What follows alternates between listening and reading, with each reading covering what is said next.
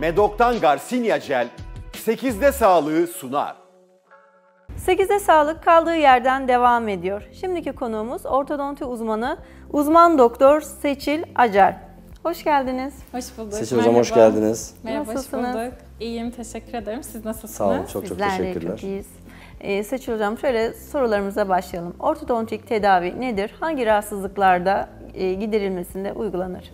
Ortodontik tedavi, çocuklarda ve erişkin hastalarda çapraşık dişler, ayrık dişler, çene darlıkları, çene ön delikleri, alt çene geri delikleri gibi çeşitli problemler, çenelerin kapanış bozukluklarını düzenleyen, yüzün ve vücudun bir aslında harmonisini sağlayan bilim dalıdır.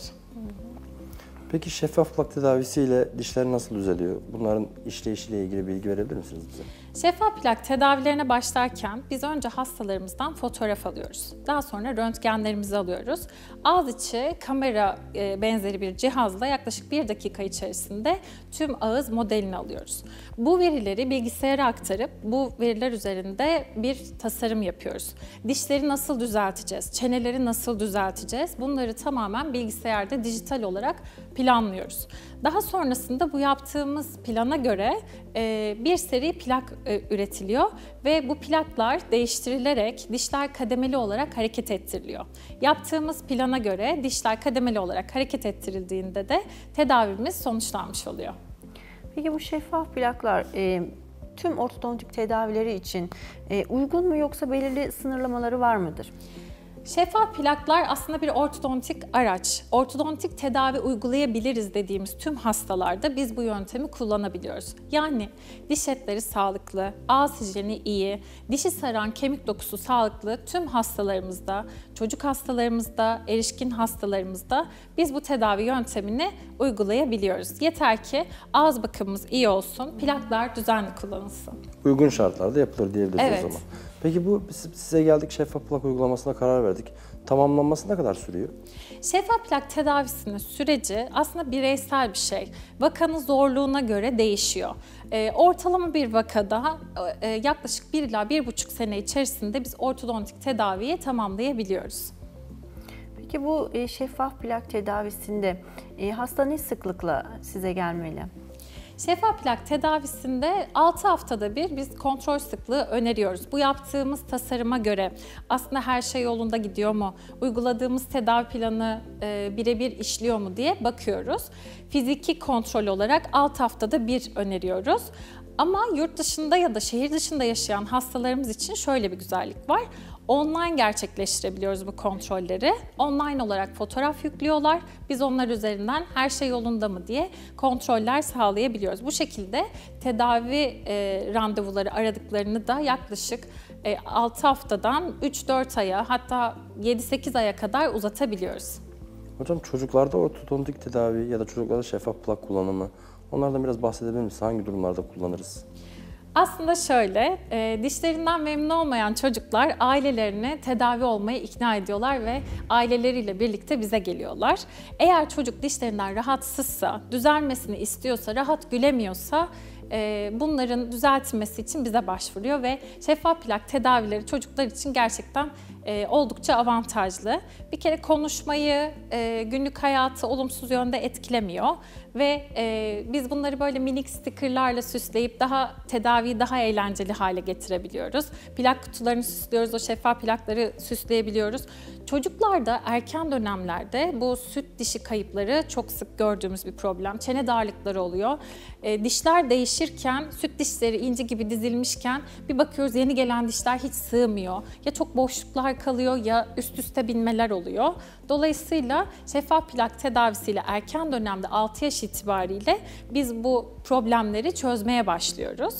Ve bahsettiğim bu stickerlarla da tedaviyi eğlenceli bir hale getirebiliyoruz. Peki bu çocuklarda bu şeffaf plak düzenli takılması, kullanılması gerekiyor ama bazı durumlarda çocuklar zorlanabilir. Evet. Böyle durumlarda ebeveynlere ne gibi tavsiyeleriniz olabilir? Ebeveynlere şöyle olabilir. Yani az önce de bahsettiğim gibi çocuk eğer dişleri düzelsin istiyorsa motive bir şekilde başlıyor. Ama bizim de çocukları ikna etmek için şöyle bir yöntemimiz var. Bütün kayıtları dijital aldığımız için tedavinin başında biz çocuğa gösterebiliyoruz. Çocuklara şöyle söylüyoruz. Bak senin dişlerin böyle. Buralarda sıkıntı var. Dijital bir model üzerinde bilgisayarda onu döndürüp, büyütüp, küçültüp bütün problemleri ona gösterebiliyoruz. Tedavi sonunda da dişlerinin nasıl düzeldiğini yine ona dijital olarak gösterebiliyoruz. Dolayısıyla bunun da motivasyonu arttırabiliyoruz. Ailelerden de randevulara düzenli gelmelerini, plakların değişim sürelerini takip etmelerini istiyoruz. Bir ekip çalışması aslında bizim bütün ortodontik tedavilerimiz aileyle, çocukla ve kendi birikimimizle bir ekip çalışması oluşturduğumuzda tedavimiz başarılı oluyor.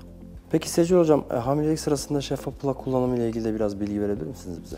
Hamilelik ya da emzirme döneminde şeffaf plak kullanımına herhangi bir engel yok. Çünkü sağlığa zararlı herhangi bir madde içermiyor. Hamilelik ve emzirme döneminde biz şunu öneriyoruz. Ağız bakımını normalde yaptığınızdan daha iyi hale getirmeniz gerekiyor. Ağız bakımımız iyi olduğu sürece, plaklar düzenli kullanıldığı sürece yine bu dönemde de tedavimizi uygulayabiliyoruz. Peki şimdi bu evet ortodonti tedavi olarak kullanabiliyoruz ama bunun dışında gece uykuda diş sıkmalarında yine aynı şeffaf plağı kullanabiliyor muyuz? Burada aslında bir yanlış algı var. Bunu ben düzeltmek isterim. Burada diş sıkmanıza sebep olan şey ne? Onu bulmamız gerekiyor. Yani sebebe yönelik bir tedavi uygulamak gerekiyor.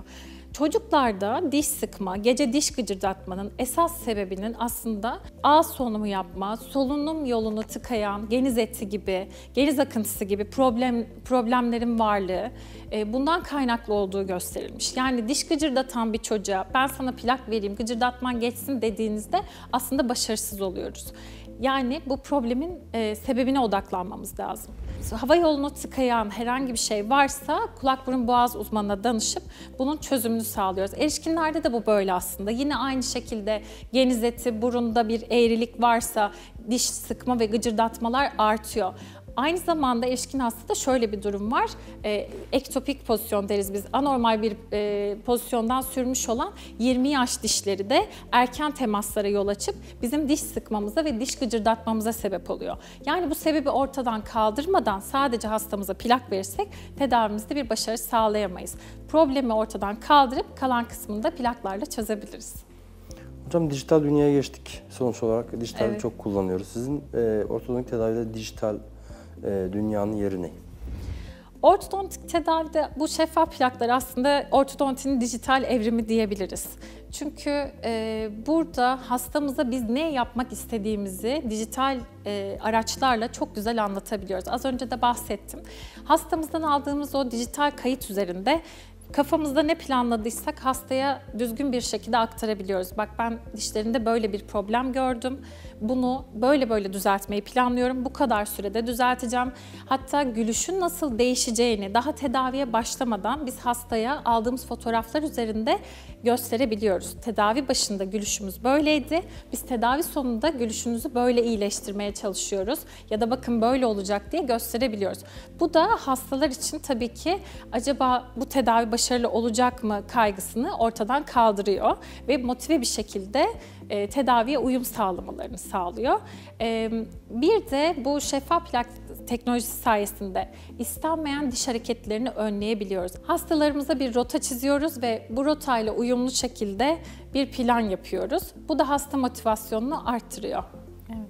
Peki tedavi sonrasında istenilen sonuç alındıktan sonra diyeyim, hastanın sonraki süreçte dikkat etmesi gereken bir durum var mıdır dişlerinin tekrar bozulmaması için?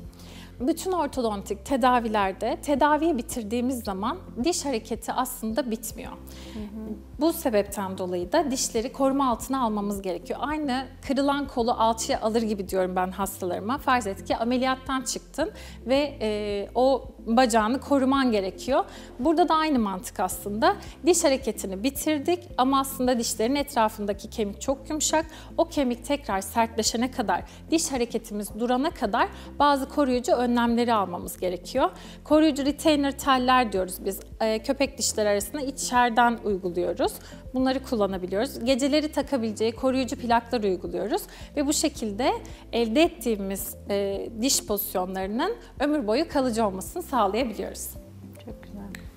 Peki hocam, şeffaf plak kullanımında evde bunun temizliğiyle ilgili ya da bunların ne kadar sürede tekrardan bir kontrol aşaması olur? Bunlardan biraz bahsedebilir misiniz? Şeffaf plakların temizliğini şu şekilde yapıyoruz. Aslında mantık şu, bir şey yerken çıkartıyoruz. Yemek yedikten sonra temiz bir ağızda yerleştirirseniz şeffaf plaklarınız da daha az kirleniyor. Yemek yerken çıkarttık, dişlerimizi mümkünse fırçalıyoruz.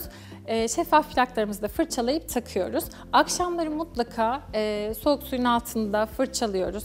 Özel temizleme tabletleri kullanabiliriz. Günlük mutlaka temizliğini yapmamız lazım. Çünkü günde yaklaşık 20-21 saat kadar ağızda duran bir şeyi günlük mutlaka temizlenmesi gerekiyor. Onun haricinde dediğim gibi renklenmeleri önlemek adına plak temizleme tabletleri kullanılabilir.